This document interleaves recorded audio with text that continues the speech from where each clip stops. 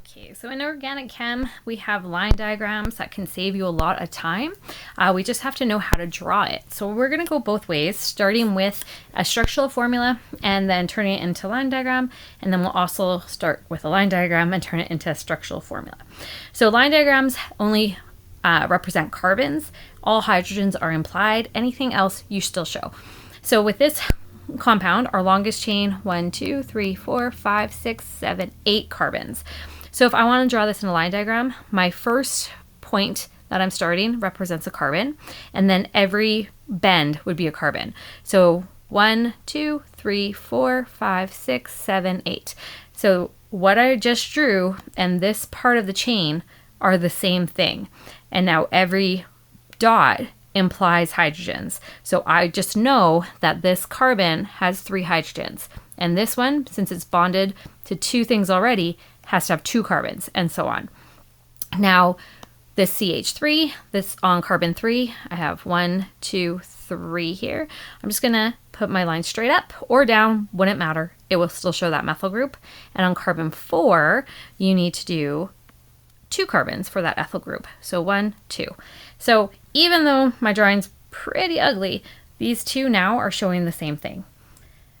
Let's try another one with a double bond. So your longest chain, 1, 2, 3, 4, 5 carbons. So we'll start with that point again, showing carbon 1, then 1, 2, 3, 4, 5 carbons. And then between carbon 2 and 3, you have a double bond. So my carbon 1 is here, carbon 2 is up here. So between 2 and 3, I need one more line. So now those 2 are showing the same thing. Now, if we do want to draw a structural formula from a line diagram, starting with what we have here, you still have, we know the ending points and the bends are carbons. So you have 1, 2, 3 carbons. So if I want to draw that out, 1, 2, 3 carbons. Between carbon 2 and 3, there is a double bond. And then I know I have to write in my hydrogens. So this carbon on the left can have 3 hydrogens. This carbon in the middle needs just 1 hydrogen, and this last carbon would need 2 hydrogens, just based on those double bonds, because every carbon would have 4 lines coming from it. Now our next one, the line diagram, 1, 2, 3, 4, 5, 6, 7 carbons, but there is an oxygen between our carbon 5 and our carbon 6. So I'm going to start with the first 5 carbon chain, because this is showing us oh my goodness, my brain right now. This is showing us an ester, but that's okay. It's still going to be the same thing. So I'm going to start with my 1, 2, 3, 4, 5 carbon chain. So that would be this part here. My last carbon is double bonded to an oxygen, single bonded to an oxygen.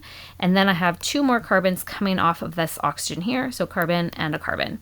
Now that I've drawn what I've seen based on my line diagram, I write in my hydrogens. So this first carbon has 3, this second one has 2, this third one has 2, this fourth one has 2. This fifth one doesn't need any carbons because it has 4 lines coming from, or didn't need any hydrogens.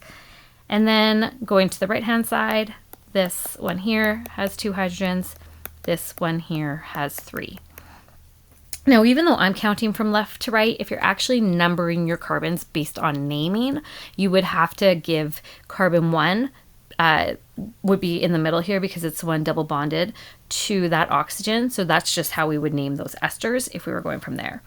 And then lastly, I just wanted to show the benzene ring because I know that can get confusing. So the benzene ring, it is drawn with that circle in the middle because we have those kind of shared single and double bonds. But if we wanted to place them like very quickly, we actually do have the rotating double bonds. So it wouldn't matter which way we drew this out. So if we went this way or this way, we're actually flipping back and forth between the 2. And that's why instead of drawing it with those lines, you just draw the circle to show the resonance structure. Now we fill in those hydrogens. That benzene ring doesn't usually show, and that's okay because we know they're there. So again, every carbon that we have needs to have 4 lines. So everywhere we have a carbon, right? Like if I'm looking at this carbon here, this one has 3 lines, this line, and this line. So this one just needs 1 hydrogen. And that's the case all the way around. So all of these carbons would have just one hydrogen. And that is how we go between line diagrams and structural formulas. As always, I hope you found this helpful. If you did, please subscribe. And if you have any other video you'd like me to do, just let me know. Thanks for watching.